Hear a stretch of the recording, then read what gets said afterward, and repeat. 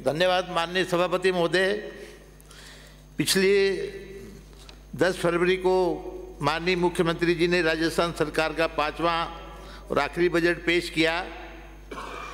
Budget पेश करने के 10-15 दिन पहले थे, गांव हो चाहे कस्बा हो चाहे शहर हो, बड़े बड़े होल्डिंग लगाए मुख्यमंत्री जी की बड़ी फोटो के साथ कि राजस्थान बजट 2023 बचत, राहत और बढ़त।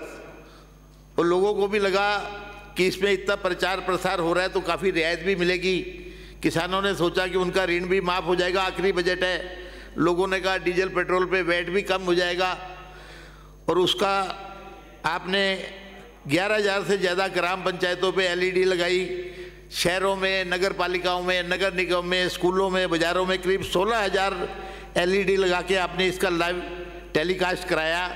और जब बजट 11 बजे शुरू हुआ तो 7 मिनट तक तो माननीय मुख्यमंत्री जी पुराना बजट ही पढ़ते रहे और उधर मेरे बैठे हुए साथी उनके समर्थन में तालियां बजाते रहे, टेबलें बजाते रहे। वो तो दर्शक दीगर में बैठे हुए अधिकारियों ने जब टोका तब जाकर के वो बजट रुका, नहीं तो पूरा बजट ही पिछले साल का पड़ जाते। ऐसी शर्मसार स्थिति राजस्थान में हुई कि आज तक किसी की नहीं हुई। बाद में मुख्यमंत्री जी को सदन से माफ़ी मांग के और अगला बजट पढ़ना पड़ा। अगला बजट 3 घंटे 16 मिनट में पढ़ा। गांव में जो लोग सुनने गए थे वो काफ़ी आशा और उम्मीदें लेकर के गए थे, लेकिन 3 घंटे 16 मिनट के बजट के बाद सब सरकार को कोसते हुए उठे। ना तो कहीं डीजल पेट्रोल पे वैट कम हुआ, ना किसानों के कर्जे माफ़ी हुए, ना उनकी माफ़ी कोई काम हुआ। सब ने यही कहा कि अब चुनाव में आएंगे जब निपटेंगे। आज पूरे बजट को मैंने भी 2-3 बार पढ़ा। इस पूरे बजट में पैसा कहाँ से आएगा इन घोषणाओं को जो की है, इसका कहीं भी जिक्र नहीं है।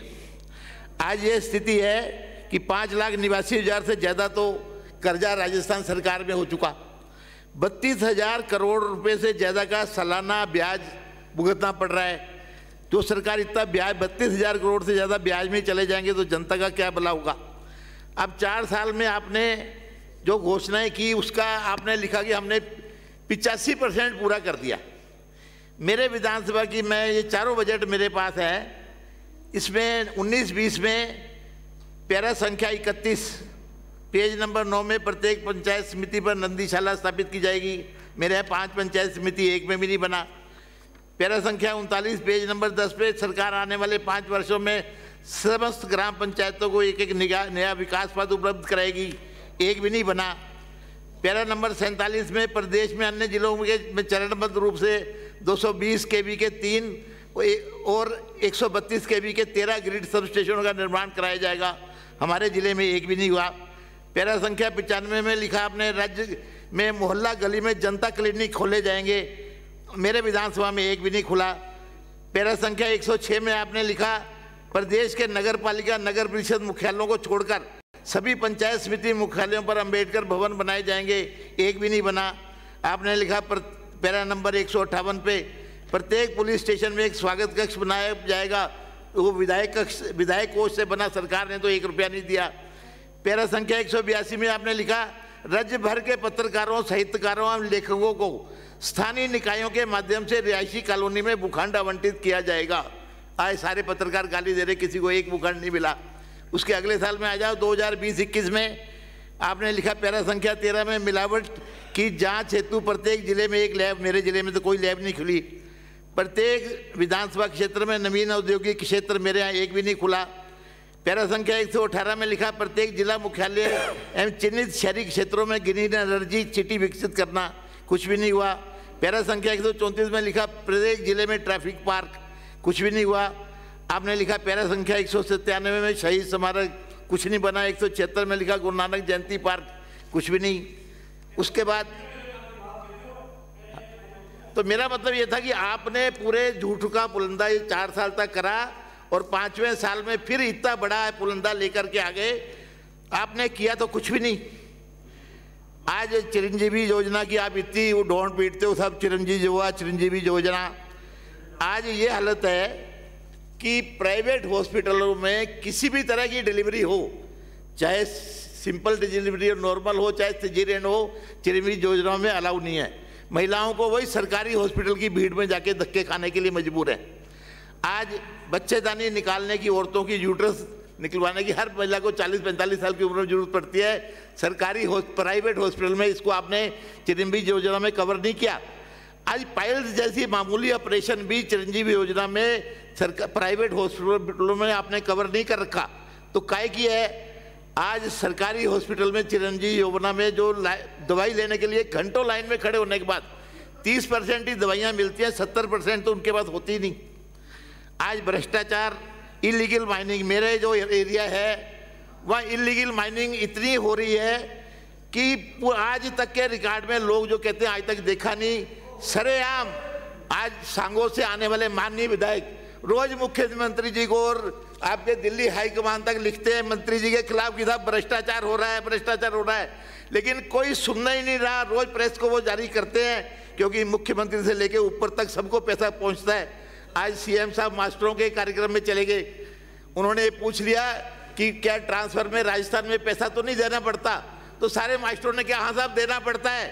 उन्होंने फिर पूछा क्या, तो कुर्सियों पे खड़े होकर दोनों हाथ उठाए कहा हाँ साहब देना पड़ता है, लेकिन कार्रवाई कुछ नहीं हुई।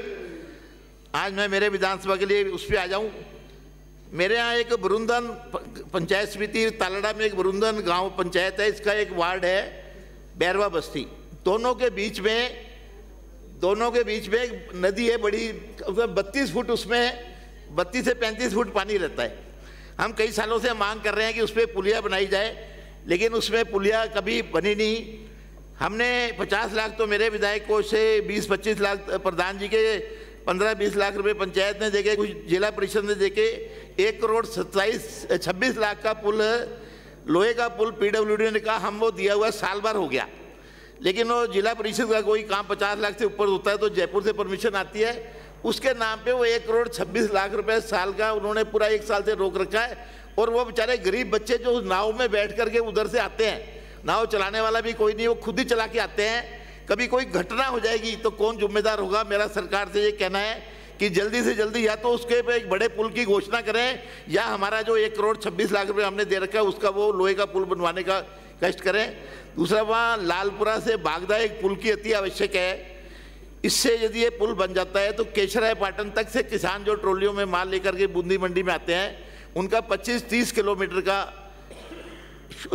कम एरिया पड़ेगा। इसको भी अति आवश्यक है। एक करोल नदी पे हनूतिया से जैथल ये एक पुल है, इसे रपटी बन जाए। यदि पुल बनाने में ज़्यादा पैसा लगता हो तो रपटी बन जाए, जो बारिश के टाइम पे रुक जाएगी, बाकी चलता रहेगा। इससे भी बूंदी से कापरेन की दूरी 45 किलोमीटर कम हो जाएगी। कृपया 2 मिनट में समाप्त करें। बस सर, मेरी कुछ 2 बातें हैं। एक मेरा सब क्या है कि ये गर्ल्स स्कूल एक जेल बिल्डिंग में चल रहा है। जेल बिल्डिंग पहले जब गिरने वाली थी तो बाहर नई बिल्डिंग बन गई, उस पुरानी बिल्डिंग में उन्होंने गर्ल्स कॉलेज शिफ्ट कर दिया।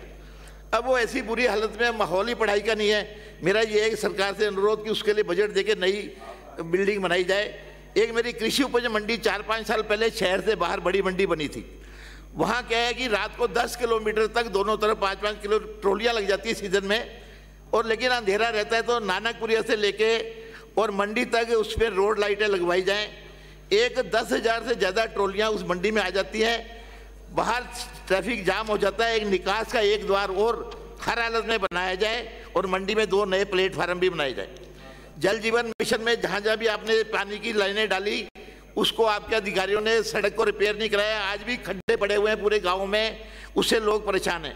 मेरे गढ़दा पेयजल योजना, इसमें 118 गाँव और 101 मर्जरे, 219 हैबिटेशन में पानी जाना था। 2018 में वसुंधरा जी के राज में उस बजट में उन्होंने सैंक्शन किया था, पैसा भी दिया था। आज तालड़ा और बूंदी पंचायत समिति के 219 गांवों में पानी जाना था, आपकी सरकार ने रोक रखा है। मेरा ये 1 मिनट, बस 2 मिनट में मेरी बात खत्म कर रहा हूँ। Thank you. मेरा 2 मिनट में सर, 1-2 मिनट में मेरा ये भी 10 मिनट भी मेरे हुए नहीं था पूरे। दूसरा, मेरा ये कहना था कि रामगढ़ सेंचुरी, विषधारी सेंचुरी मेरे यहाँ है, 6 गाँव स्थापित हो रहे हैं। आप वहाँ 15 लाख रुपए प्रत्येक परिवार को दे रहे हो। हमारा यह अनुरोध है कि 20 लाख दो। आप 21 साल के बच्चे को अडल्ट मान रहे, जबकि सरकार 18 साल का वोट देने का अधिकार रखती है। 18 साल के पेयर को, इनको 18 साल को उसमें शामिल किया जाए, और उसी गांव में 700 बीघा चरागाह और सवायचाक भूमि है, वहाँ उनको रहने के लिए एक मकान के अलाट करने की जगह दी जाए। मेरे बूंदी में आज पार्किंग की कोई जगह नहीं, बाजार में आजाद पार्क पड़ता है, वहाँ एक अंडरग्राउंड पार्किंग की व्यवस्था के लिए पैसा दिया जाए, ताकि वो थैंक यू माननीय सदस्य। वहां पर ये भी हो जाए और श्रीमती मुद्दे में शोभा UIT भी रानी खोलने की घोषणा करें। आपको बहुत बहुत धन्यवाद। सक्रियता में